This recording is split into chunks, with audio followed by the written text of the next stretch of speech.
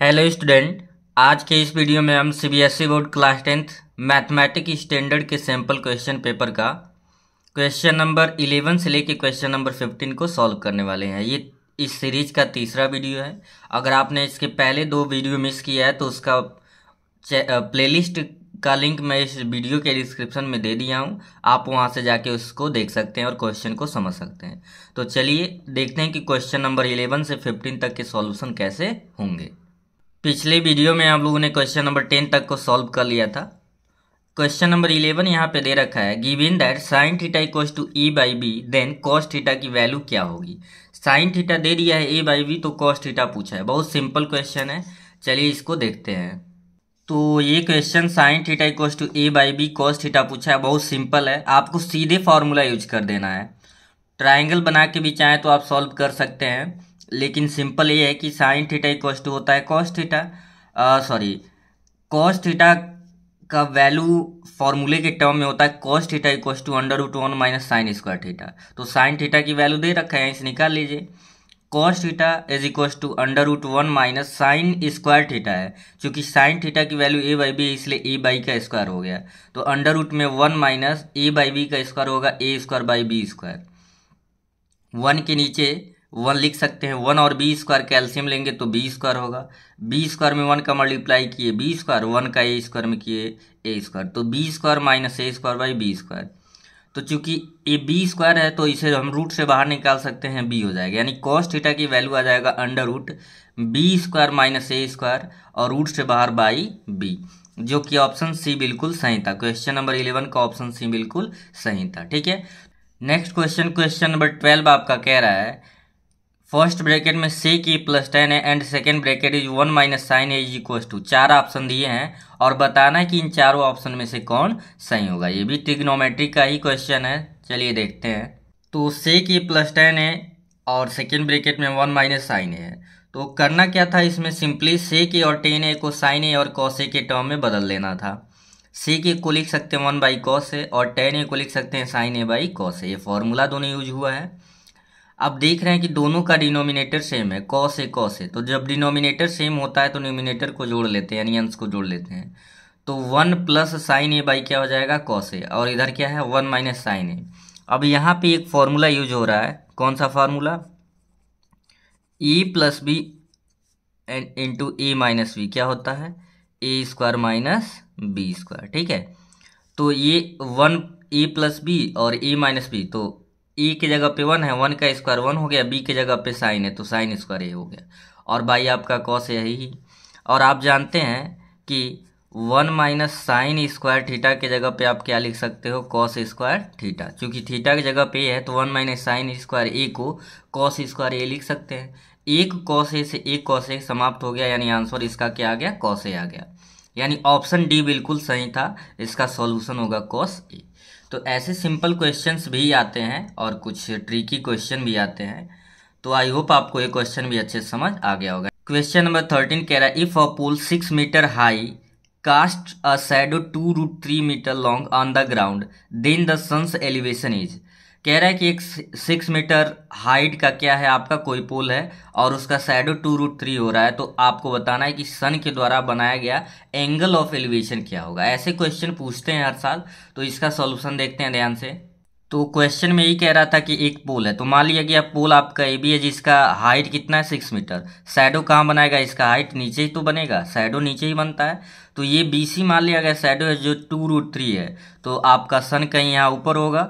तो angle of elevation पूछ रहा है कि मतलब ये जो आपका क्या है पोल है, पोल का ये शैडो है, तो शैडो जो है वो कितने डिग्री के एंगल पे बन रहा है, एंगल ऑफ एलिवेशन। ठीक है, तो हम मान लिए let angle be the theta. अब चूंकि यहाँ पे अगर ये 90 डिग्री है तो ये आपका परपेंडिकुलर और ये बेस, चूंकि ये थीटा माने तो ये परपेंडिकुलर होगा और बेस। तो परपेंडिकुलर और बेस का रेशियो देखते हैं किस में है, तो होता है tan थीटा में। परपेंडिकुलर बाई बेस, परपेंडिकुलर है आपका ए बी और बेस क्या है बी सी। थीटा हमें पता नहीं है, tan theta equals to perpendicular 6 है और बेस 2√3, तो 6/2√3, तो उसे काट दिए 3 को, 6 को तो 3 टाइम में आ गया, 2 3 6, 3/√3 हो गया। और आप जानते हैं इस 3 को हम लिख सकते हैं √3 इंटू √3, क्योंकि रूट का रूट में मल्टीप्लाई होगा फिर 3 आ जाएगा। एक √3 से एक √3 कट गया। tan थीटा इक्वल्स टू क्या हो गया √3। tan theta equals to tan 60। क्यों? क्योंकि √3 tan में, चूंकि इधर लेफ्ट में tan है तो राइट में भी tan में ही वैल्यू लिखना है, तो √3 tan 60 की वैल्यू होता है। कंपेयर करेंगे, tan से tan समाप्त हो जाएगा, थीटा की वैल्यू यहाँ पे आपका क्या आ जाएगा 60 डिग्री। और इसके ऑप्शन की बात करें तो ऑप्शन आपका जो ए था बिल्कुल करेक्ट था। क्वेश्चन नंबर 14 कह रहा है if the perimeter and the area of a circle are numerically equal then the radius of the circle is. इसमें 4 ऑप्शन है, बताना है कौन सा सही है। कह रहा है एक सर्कल का पेरीमीटर और एरिया दोनों न्यूमेरिकली आपस में क्या है इक्वल है। बहुत सिंपल है, देखिए तो यहाँ पे लिख लिया गया according to question area of the circle is equal to perimeter of the circle, दोनों इक्वल है। तो एरिया ऑफ सर्कल क्या होता है पाई आर स्क्वायर और पेरीमीटर क्या होता है 2 पाई आर। तो पाई से पाई कट गया, आर स्क्वायर मतलब आर 2 बार था, यहाँ आर 1 है तो एक आर से कट गया, तो आर इक्वल टू क्या आ गया 2 यूनिट। और ऑप्शन की बात करें तो ऑप्शन ए 2 यूनिट, ये बिल्कुल आपका करेक्ट आंसर है।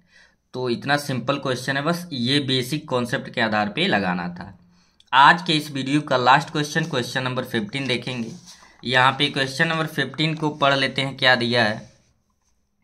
कह रहा है it is propose to build a new circular park equal in area to the sum of areas of 2 circular parks of diameters 16 metre and 12 metre is locality. The radius of the new park is.